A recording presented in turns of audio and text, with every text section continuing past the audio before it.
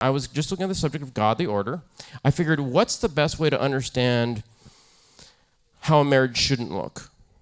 Well, here's where I went. The book of Hosea.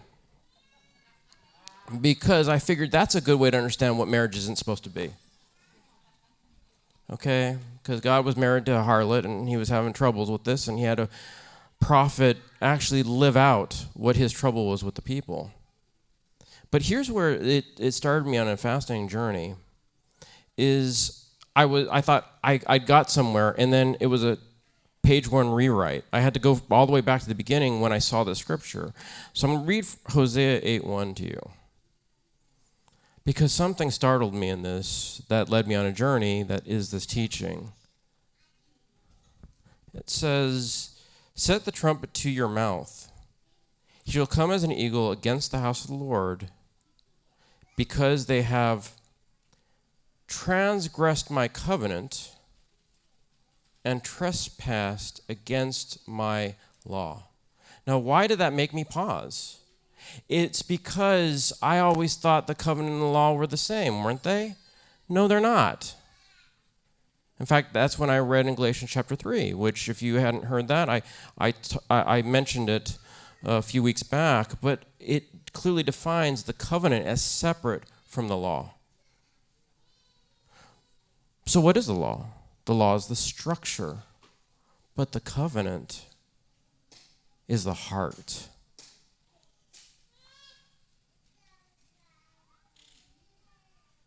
The covenant is a heart decision you make, not an external. It's a decision you make in your heart before it manifests in the home.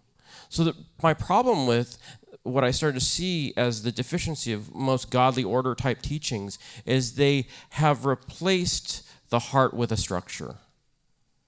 No, I think that if we start to develop what the heart of the home should look like, the structure builds itself based upon the core desire to develop who God is in the midst of us. Do you hear what I'm saying? See, because when I looked at the word covenant, it's Hebrew 1285 in the Strongs. So I just want to look to see what it was, roughly.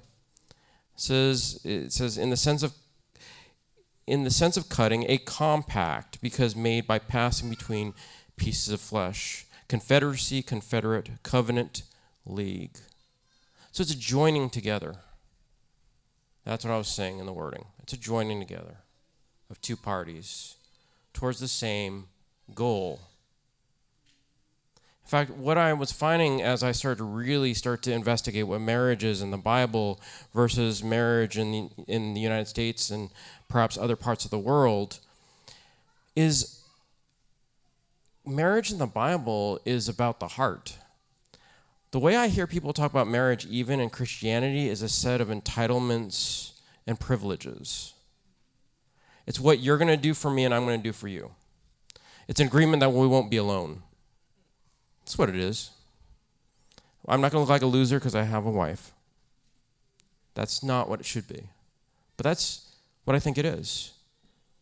It's a desire to not be alone. No, if you do this correctly, it's about a covenant and establishing a home first before God, then with one another. See, that is the heart of this that I'm seeing, because as I looked at the book of Hosea, I did not find a bunch of rules they had broken. I found that he was concerned by their hearts.